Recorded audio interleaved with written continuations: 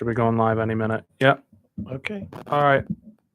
Greetings. My name is Matthew Whiteman, and I'm being joined by Dr. Tony Hawkins. How are you today? I'm doing well, Matthew. Nice to see you again. Pleasure's all mine. I have a few questions I'd like to ask you around for this being your first year as being the president of this college. One of my questions is, what was your occupation before being here? Yeah, well, first of all, it's great to be here. Thank you very much for inviting me. You are my first podcast, so hopefully it's an exciting conversation that you and I will engage in for the next couple of minutes. I actually have been here for 5 months, so not even a full year. And prior to assuming the role as the 8th president of Suny Broome, I was the provost and executive vice president of academic affairs, continuing education, and workforce development at Frederick Community College in Frederick, Maryland. I was there for 8 years in that role, in that position, and then decided that it was probably time for me to assume a search for a presidency, which led me to Suny Broome and being the successful candidate here at Suny Broome Community College. So very happy to be here. Thank you very much. Another question of mine was, I attended your 9/11 speech that you held at like 10 in the morning to 10:30, where you were talking about how prior to Twin Towers attack, you had some sort of occupation in a college in New Jersey, right outside of New York City. Could you tell me a little bit about what that occupation was? Sure. Well, actually, prior to coming to Suny Broome and before my job at Frederick, I worked at Montgomery College for 11 years as an instructional dean at 2 of the 3 campuses. But right before that, I lived in New York City and worked as the associate dean of English and Humanities at Hudson County Community College, and that's located in Jersey City. And on September 10th, 2001, I went to a wedding of one of my best friends who was in the theater. And we had an amazing time. It was a beautiful day or beautiful evening. It was filled with just excitement and a little bit of debauchery and I lived in New York City at the time. So we had a wonderful celebration of his marriage. It did allow me to wake up a little late on September 11th, 2001. So I went to work as I would normally go to work, taking the subway from the Upper West Side down to World Trade. And I emerged from the train station, the subway station, to get onto the PATH train, and saw that one of the towers was actually on fire. I didn't know that it had been anything associated with an airplane or terrorism or anything that would be revealed as the day went on and on. But decided that since there was smoke and there was fire, I probably didn't want to go down to World Trade, just out of concern of just having so many fire trucks and people trying to escape from what I thought was a small restaurant fire on the top of one of the buildings. So I got on the PATH train at another stop, another station. And as more and more people came to get on the PATH train going toward New Jersey, I heard words like airplane, second plane, terrorism. And all of a sudden, the energy and the story was being pulled together as we were traveling under the river to the New Jersey side. When I got to the New Jersey side, we then could look across the river and see that both towers were on fire. Very startling, not quite sure that it was really happening, and not really having a lot of information when we got to the other side. We were making up a lot of what had happened. So I went to my office. I checked my email at the time. We had Instant Messenger, AOL Instant Messenger. American Online. Yep, American Online Instant Messenger. And I sent messages to my family. to let them know that I was on the New Jersey side, not on the New York side.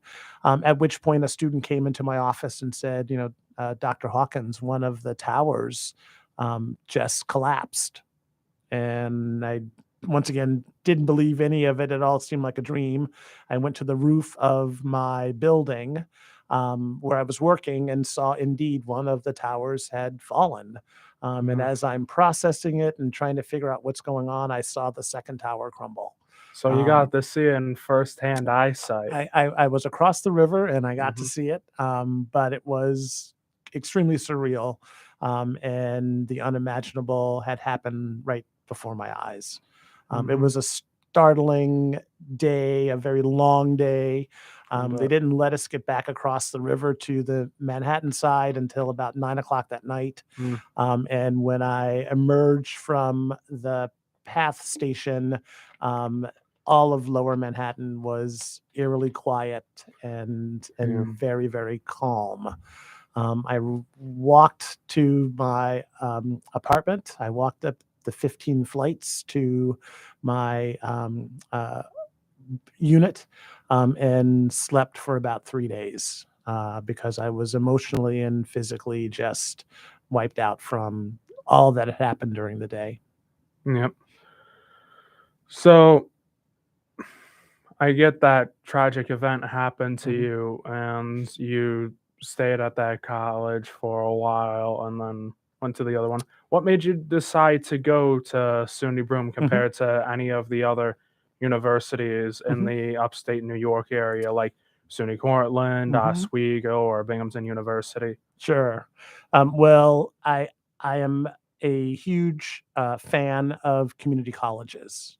So I'm not very interested in 4-year public institutions, 4-year private institutions, because the student population is not like the community college student population.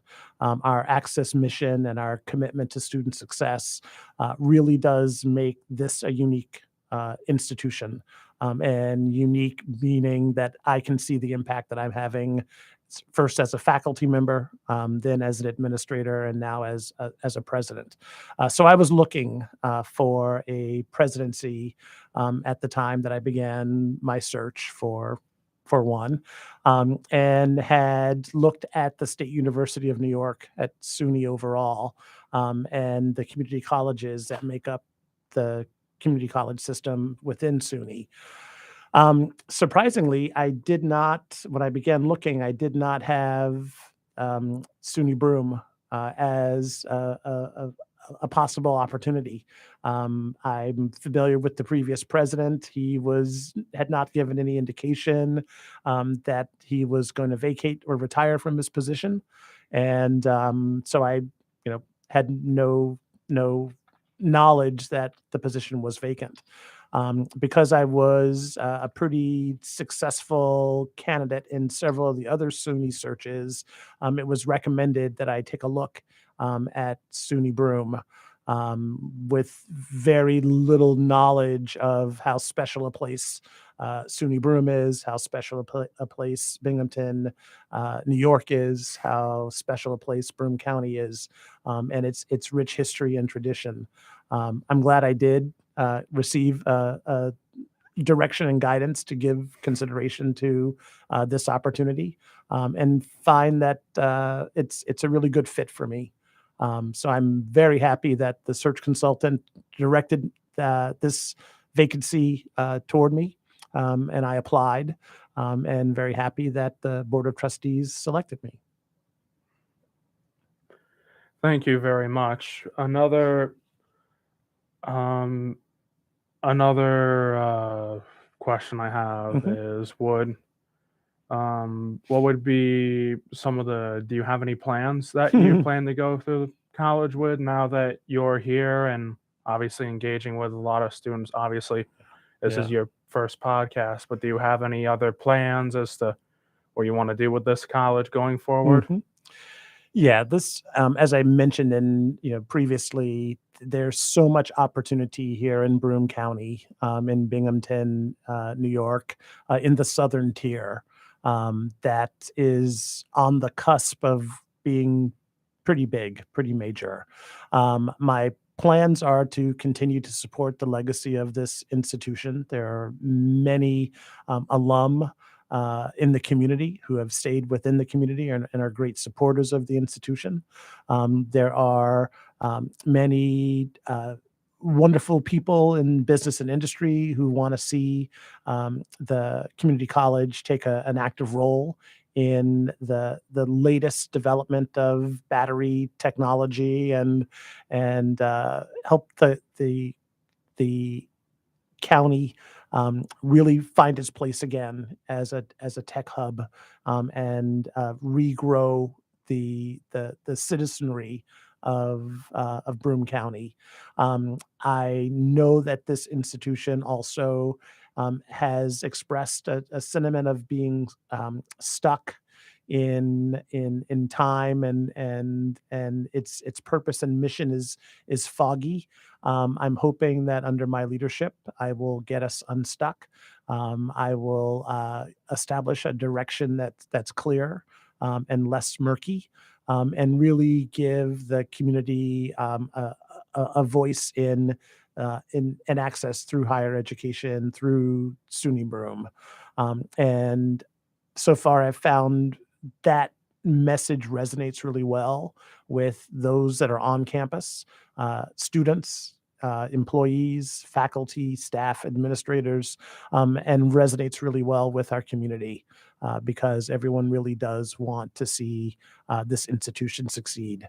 And so we need to grow enrollment. We need to be responsive to the needs of all of our students, no matter who they are, where they come from, and what their goals might be. And really, once again, be a driver in the economic development of the county and the southern tier.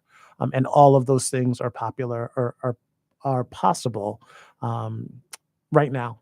It feels like with just a matter of a few years that we'll definitely start seeing significant change with the way things are lining up right now.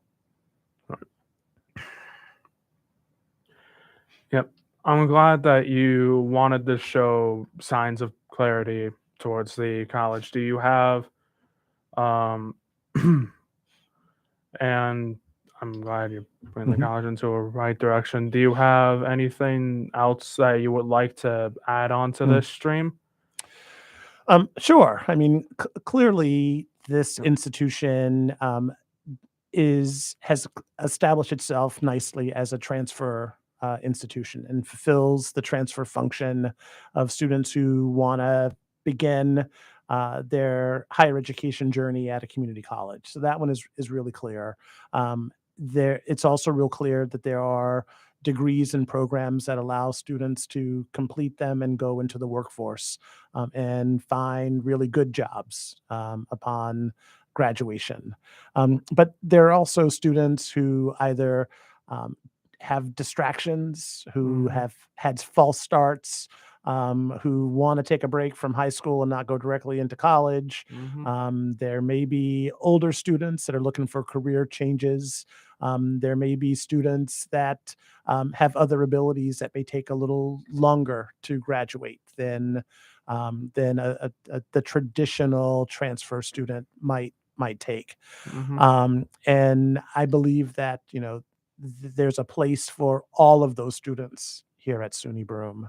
Mhm. And we should make ourselves available to help support those students as well. I believe that any student can be successful if the right conditions are in place. And it's the role of the president to make certain that those conditions and opportunities are there. So I'm a firm believer in the successful transfer mission and transfer function of the institution, but believe also that there are other populations of students that the college can serve and can serve well. Actually, with your discussion, I actually did just formulate another question, Okay. and that was about with some of the previous streams that you've been talked about. I'm sure you've had many moments where you've talked to Dr. Jason Andrews Mhm.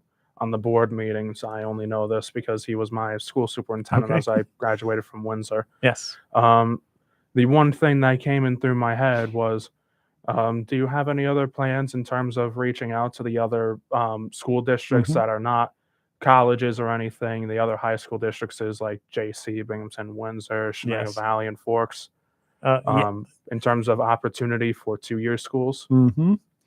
Great question, and I'm happy that you acknowledge Jason Andrews, who's a fine member of our board of trustees. And um, Based upon his invitation, I had an opportunity to sit down with the superintendents of the school districts in the county, and we had some really great conversations about how the community college can partner with our local school systems, our districts, our BOCES, to provide opportunities and access to college for students while they're still in high school, through Fast Forward, through PTech, through uh, academies. Students are looking for opportunities to start college while they are juniors and seniors, and there seems to be a great deal of energy around the community college having an active role in supporting the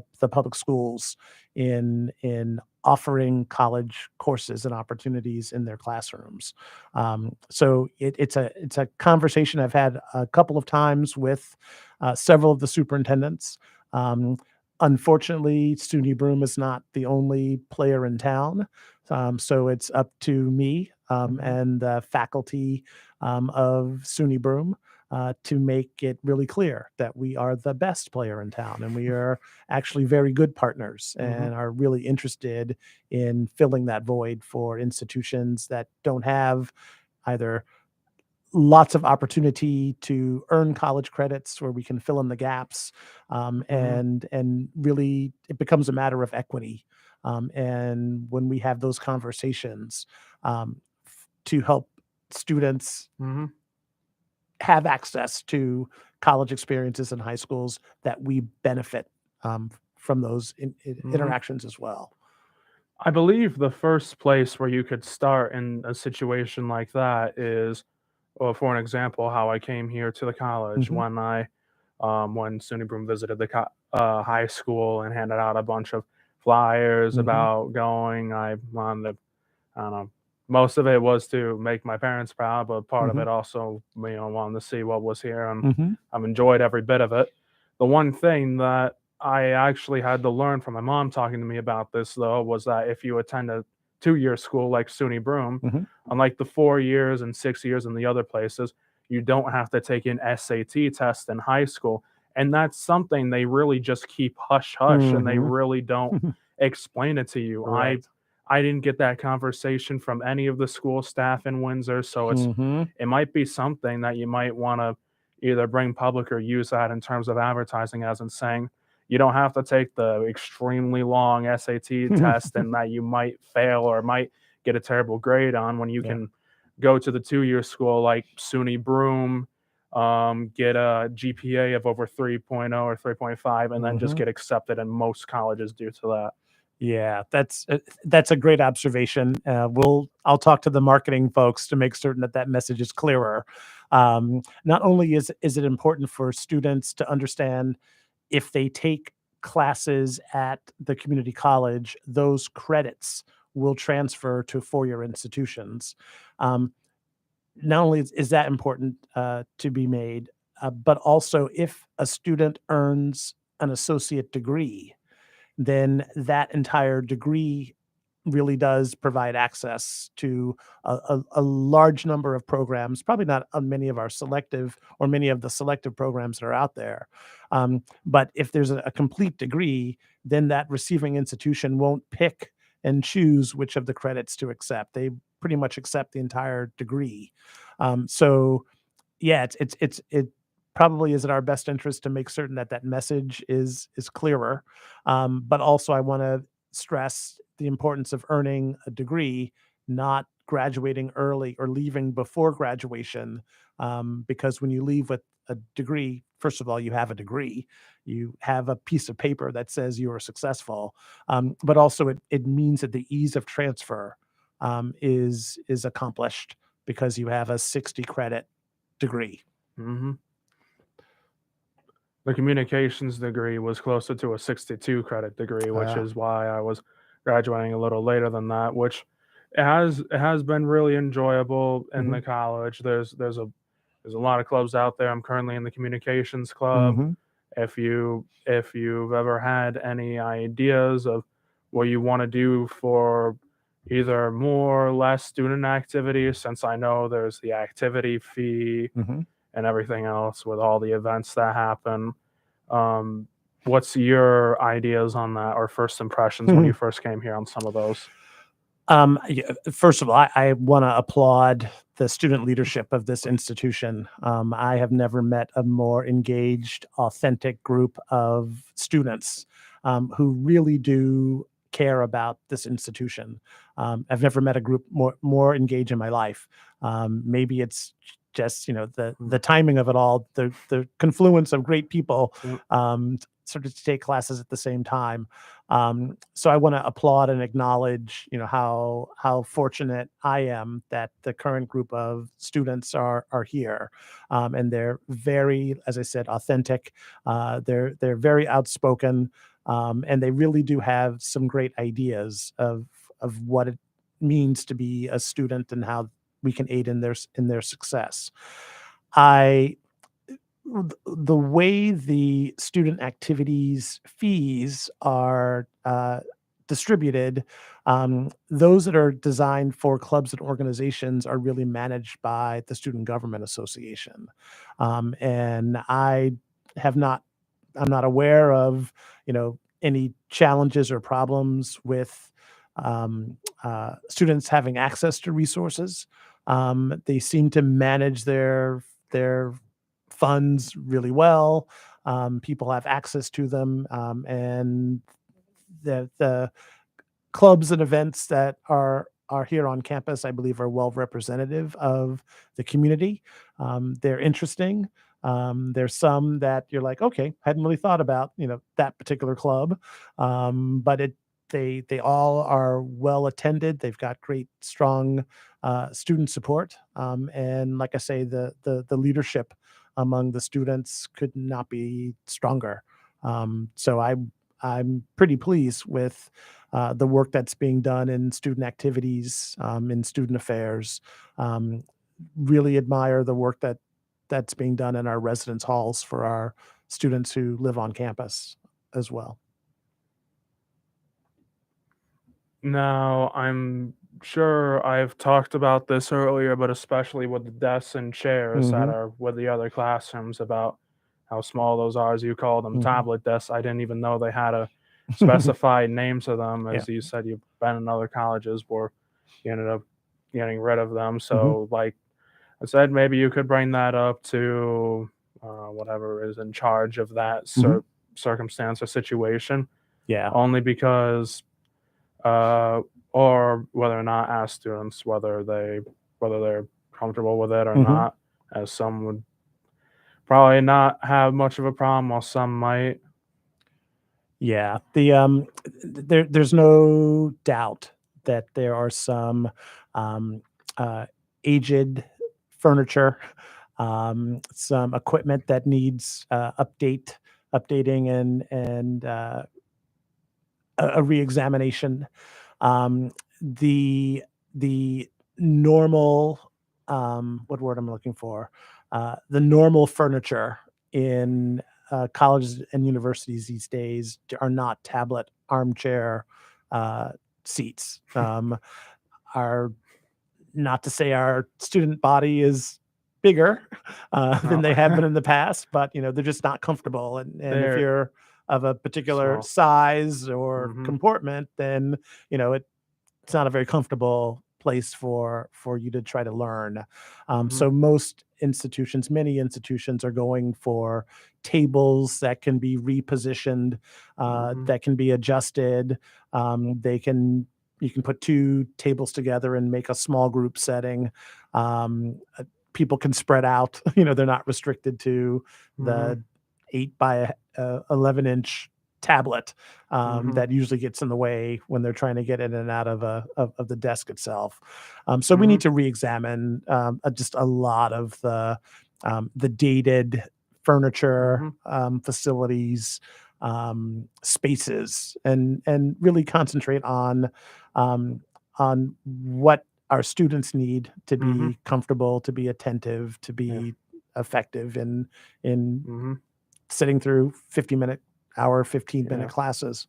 And most of the classrooms that are like this in the Titchener building, they'll Mhm, have note-taking sessions. I haven't had a problem in terms of comfortability with the desk chairs themselves. The main mhm, issue I always had was that a lot of people don't use tablets that much anymore. They usually mhm. bring in laptops from Right, home, right. and as you could see by the size of those tables, it's really hard to fit a laptop on those Mhm. tables. Yeah. You can't even put a mouse pad on there or anything, even if it's wireless.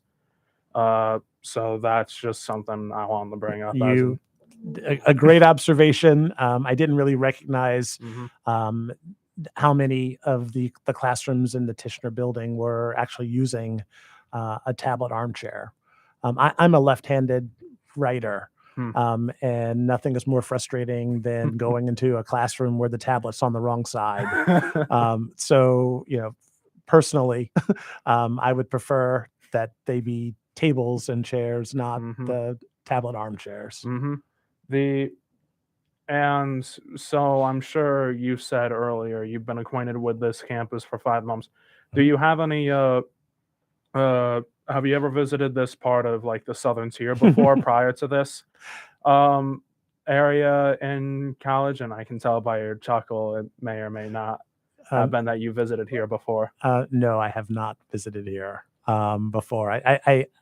As we discussed earlier, I lived in New York City, Mhm, for about 9 years in total. mhm, And just when they would describe upstate, downstate, just kind of those designations were a little confusing. hmm, Um, and then getting hired and doing a lot of the background research on the community, to mm, see that there is a southern tier, and what's unique about the southern tier, yeah, was something that I needed to either mhm, experience myself as a visitor, or yeah, really know that it existed. mhm, Um, I like the designation of the southern tier. It makes sense to me, geographically, and as a region, there's a lot, more in common. I have a lot more in common with the southern tier of New York and my previous institution, Frederick, Maryland, mm,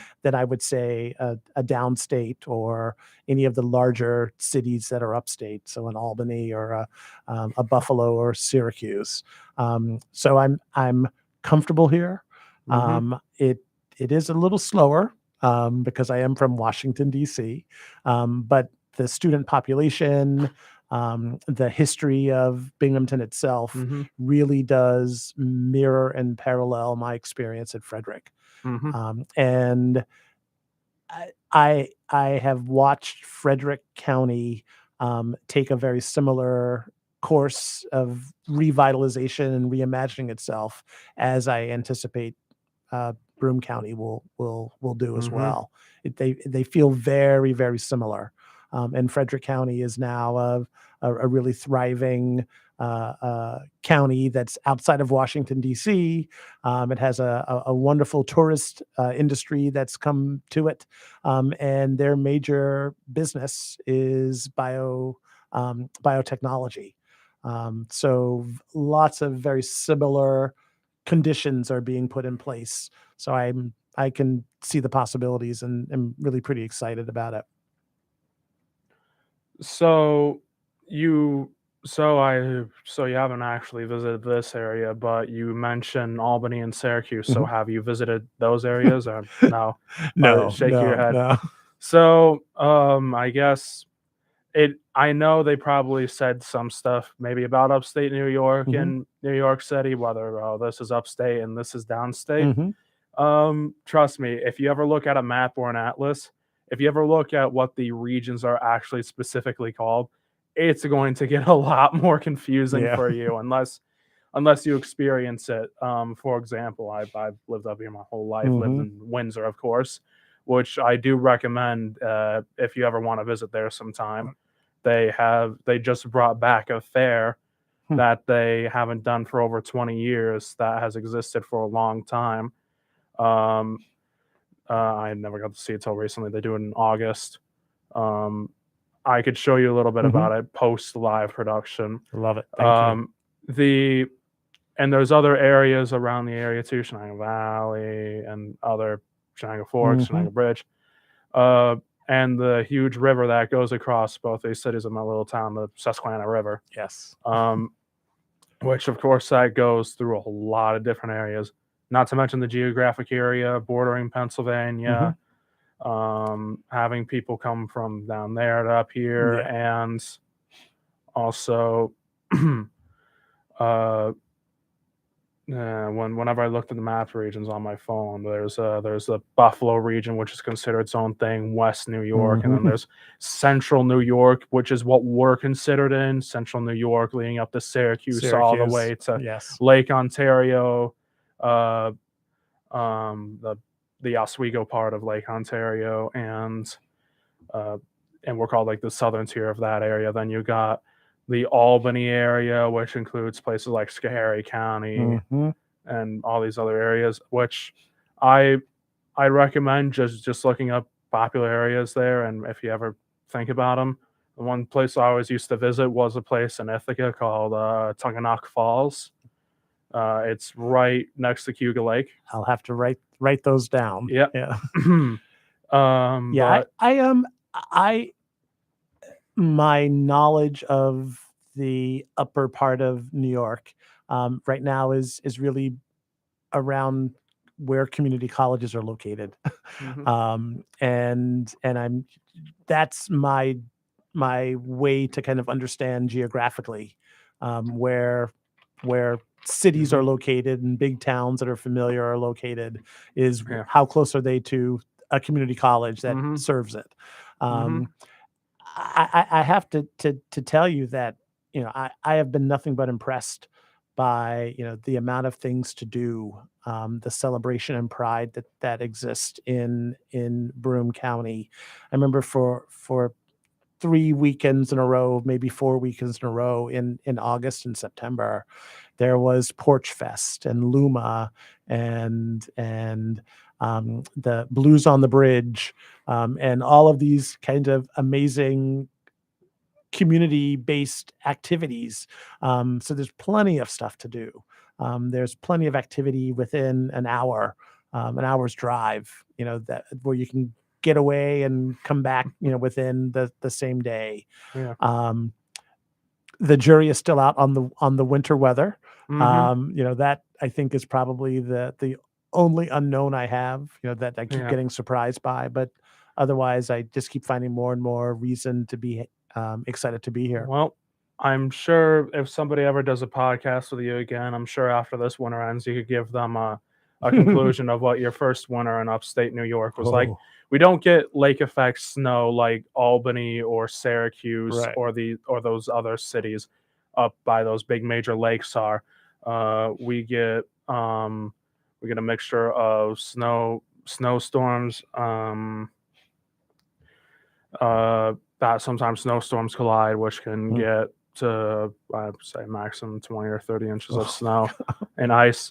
A lot of people will be called in early service to help clean and maintenance the Mhm. college. But other than that, what other than that, another approach, even due to all the winter stuff, which I know some professors do online classes Mhm. in case something like that. Personally, what I it's been one thing that has divided among professors and students, Mhm. and personally myself and my family about whether what's your thoughts on the online classes course since it's Hmm. relatively new compared to the previous other situations. Mhm. There'll be some professors that find it to be a pain to operate Zoom, some that find it Mhm. easier. What's your thoughts about it? Um, you mean as far as a teaching tool or Well, as far as anything in between for that. what is the divide? What who? Well, the divide was whether some professors like doing the online Hmm. classes or not. Yeah. Okay. Because it can be challenging sometimes, especially because Zoom likes to either Hmm. freeze or cut screens or stop recording Yeah. or record when they don't expect it. It can be painful for some Yes. people to operate Yes. for some Yes. professors. So I'm just wondering what's your Hmm. opinion on it overall in the education system? Yeah. To teach a class either face to face or online is not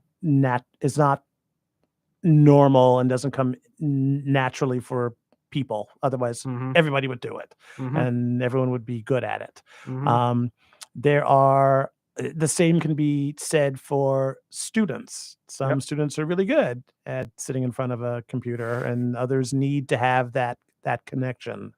Um, Yep. and and I think that there's enough for whatever choice you have as either a person that teaches the content or a Mhm. person that receives the content in either a face-to-face Yeah. format or a online format. And I think we're making adjustments to kind of figure Mhm. out what is the best mix for students. For me, a college is about a place where people gather. It doesn't have to be a place where people gather all the Mhm. time, but there really should be some connection to a Mhm. community Mhm. because that's As in where, that's in the name. yeah, that well, exactly, and that's kind of where you really do make connections and learn from each other. It's kind of hard to do that in a room by yourself. So I think we should be flexible. Mhm. I think we should continue to learn how to use the technology to our Mhm. fullest. I remember when we first went Yeah, away one. for COVID. Yeah. It was we got through it. Let me just put it that way. Um, we got through it, although the technology wasn't like it is today, which is a little more Mhm. consistent than it was when we first went. In a lot of people's experience, I the only reason I brought this up Mhm, was because I was when it first happened for me, I was, like, one of the first ones to actually do the whole online course, mhm, and, I don't know, let's just say my grades didn't reflect yeah, positively. I'm sure other people have had different experiences about it. Some mhm, people had it better or worse, but I'm just gonna beat my head over this. I became pretty lazy mm, and I slept through some of the Zoom meetings yeah, with the camera off, and so I'm guilty of that. I'm admitting it and on live publicly right now. in front It of the president. Yeah, in front of the you are president of the bold. camp, in You front are of the president of campus. So, and it is fine. that was my junior year of high school, and so the Mhm, senior year, I really shaped up and decided from here on out, right, everything that I do would be physical. I take the driver's license test mhm, physically. I take the learner's permit test physically. I just got my boater's certificate on my mhm, license. I took that safety yeah, course physically, yeah, and I've taken all my college classes physically. I mean, I'm physically mhm. here right now. Yeah. No, no, no. I think the physical presence of being in a room facilitates engagement and conversation. Mhm. You're a communication person. Mhm. It's transactional. Um, it can be transactional online where I'm going to say something, I'm Mhm. going to wait, and now you're going to say something back, and Yeah. it's not dynamic at all. Yeah. The conversations are richer when you're actually in a space together. You can ask someone to repeat something, or you can even non-verbally, show that you don't understand what was just said, and they can repeat it. Those are a little more challenging when you are off in your own space, Yeah. um, distracted, Mhm. tired, not Yeah. engaged. Not to say that, you need to coming to campus makes you more energetic and enthusiastic, but there's something No, but that about is being what present. happened for me. So Mhm, I'm sure it's different for everyone. Also, I'm sure internet connection was a huge mm, thing that probably affected it as well. Because I yes. know at home, guilty as charged. I got really slow internet. Mhm.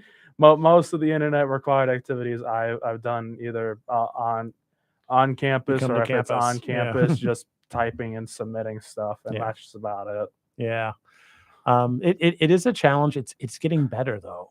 That not only are we shrinking the technical digital divide, so that broadband is actually being Mhm. pushed out into places that it didn't exist before, but we're actually getting better technology. We're Mhm. getting better.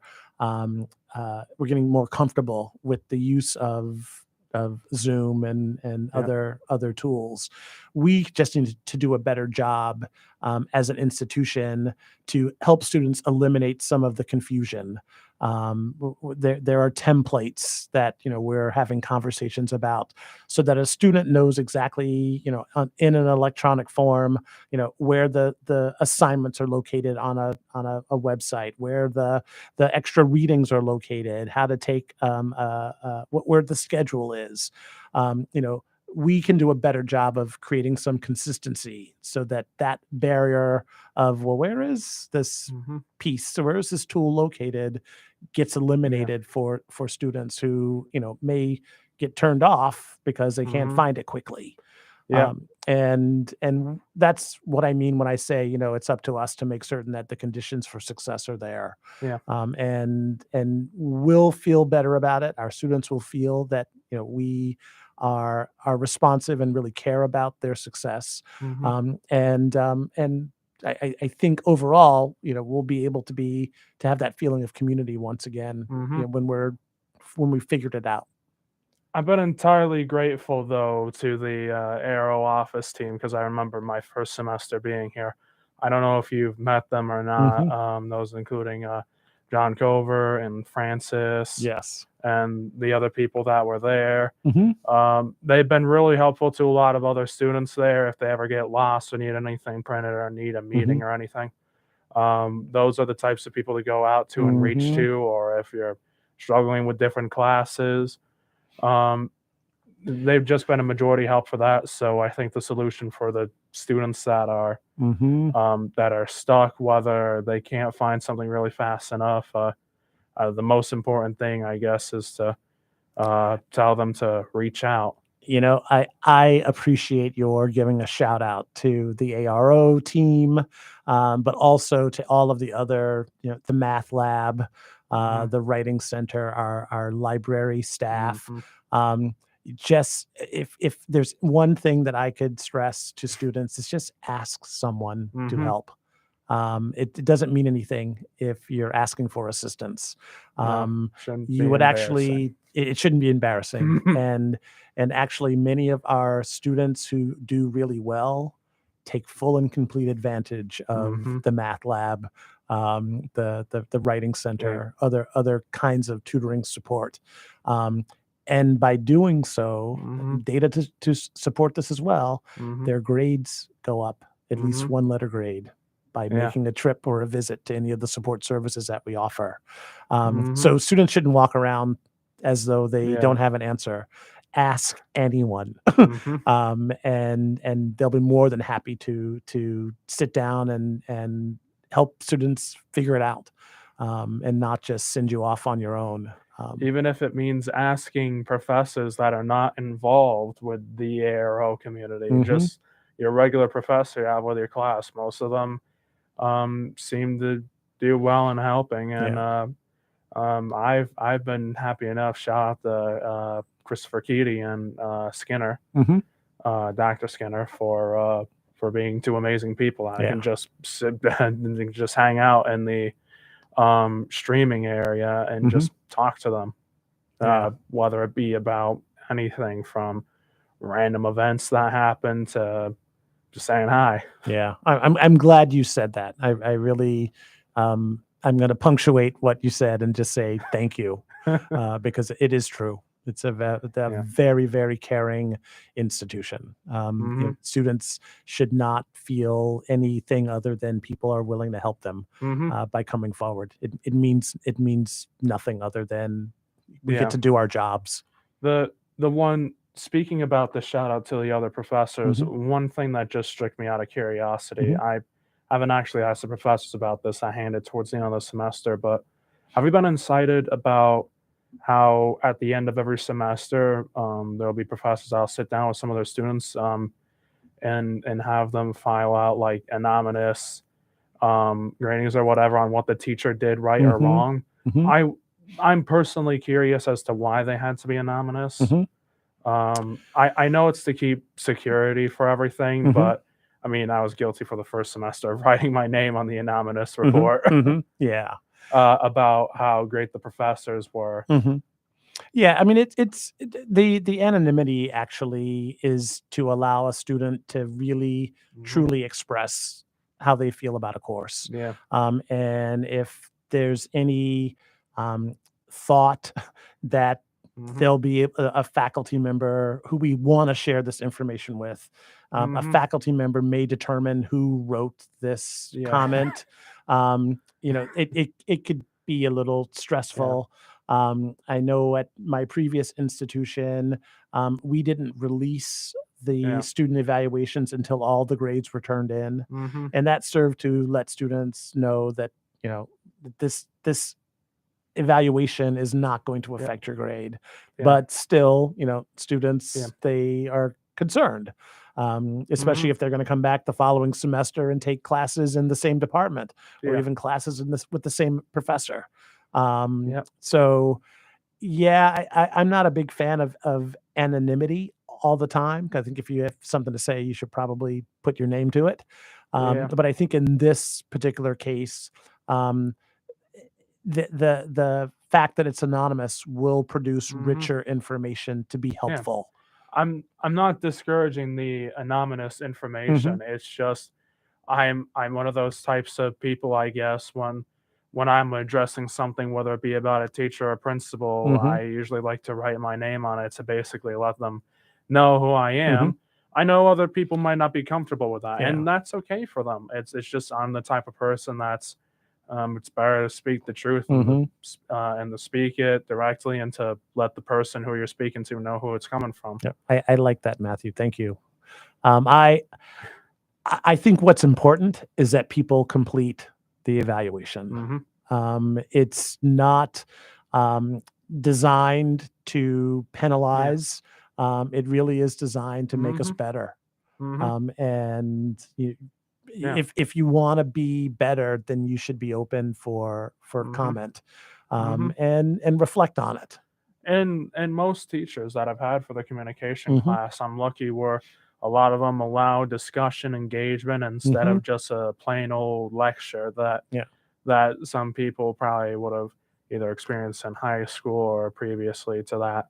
yeah, And that's just been something that's like, been extremely rewarding mm, is I find at least in classes that are not just a lecture, but also have ones that engage or have comments, even if it's commenting on some of the stuff they're talking about, engaging with the professor, whether it be agreements or disagreements. I find that mhm, it's usually those who engage are really paying attention to the class. mhm, yeah. No, I'm glad you brought it up. I'm looking forward to how the semester winds down and, Hmm. how we execute and administer the student evaluations for courses and how that information is shared, and used. And really, once again, it should be, helpful information. One of the things that you always find out in student evaluations is how much students dislike the textbook. Hmm. That's usually the one element that gets gets a low rating. They first of all, they're very expensive, and Yeah. if they're not used and used in ways that, are Hmm. helpful, they tend to get rated poorly. Yep. The and I'm sure you've had people talk about the textbooks before that Mhm, include anything from around purchasing, renting. I've usually been the type of person to buy all the textbooks that I have required instead mhm, of renting, and I know that costs a lot more, yeah, but I guess I don't know with different areas where you're raised or grown up from, you get teach different culture and attitudes towards things. mhm, And I don't know, at least where I was raised up, it was always the attitude of better to fully purchase something than to mhm, rent it because renting is a temporary thing and you yeah, have to give it back. And some people aren't just good at taking care of that. mhm. Yeah, no, I agree. I used to to buy my textbooks as well. I don't even Mhm. think they had the rental program in place when I was an undergrad. But they, always had enough used books that Yeah. were significantly marked down than the buying a book new. Mhm.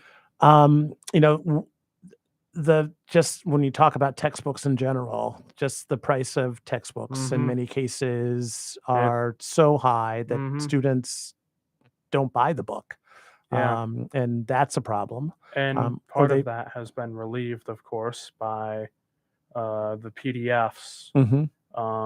that are usually brought in. The PDFs that some teachers do Right. to print those out and just do notes by that, or in class notes, which really do help. Mhm. Right. Mhm. And there's a open educational resources, which are curated documents that are created and put in the public domain so that you don't have to worry about copyright Mhm. infringement. They're usually curated by professionals and faculty members Mhm. that can be pulled together in units that then are taught, but they have no cost to the student. There's no fee for using it. There's no um, uh, textbook cost associated with it. And that's a way that that classes are Mhm. being marketed, where there's zero cost of textbooks. Sounds more appealing Mhm. than taking a course where you're paying tuition and also $300 $400 for the book as Mhm. well. So um, yeah, Yeah. these are all, once again, these are kind of barriers to Mhm. success when we have students that are struggling financially, who can't get the book on the first day of class. They have to wait for the next paycheck, and that paycheck may come in week 2 or Mhm. week 3. Now they're you know 2, maybe Mhm. 3 weeks behind in the reading, Mhm. and those chapters are long, Yeah. if you're not kind of ready for a Mhm. solid start at the beginning, then catching up may be a Yeah. problem. Though, as we are closing into around the hour mark, and I'll probably end the stream very relatively soon here, Mhm. since I'm sure you probably have other places to be as well, as it's 4:11 right now. Um, I just wanted to close by, um, would you highly encourage that students come and talk to you or email you if they have any questions or any inquiries Yeah. on campus? I know I'm just one person out of many. Yeah. No, like I said, I really enjoy the students here, not just the student leaders, but just Mhm. students in general. I have I don't even think I need to say I have an open door, because I see people walking across campus and I stop and talk to them and have really great conversations on the fly. Mhm. But really would welcome anyone to come and let me know how things are going. If there's anything I can do, I'll Mhm. do my best to try to make it happen, Mhm. um, to help solve problems, but also to hear people say, this is really a great experience, and I want to tell you how great this experience has been. Mhm. And I like hearing those comments as well. Those Mhm. are probably those that put a smile on my face and Yep. allow me to kind of reflect on the good work that we're doing, and Mhm. we are doing good work. So I encourage students to tell me when things are going rough, but also tell me when things are going well. Well, I'm gonna stop the stream Thanks. right there. Thank you, Matthew. Thank you, Dr. Tony Hawkins, for being on this stream with the multiple questions I've asked you This is about this. awesome. It's stuff that I've had on my mind or either thought on the fly while on this stream, Mhm. if I'm going to be honest. Most Mhm. of it I already had background ideas based on questions I personally had for you, Mhm.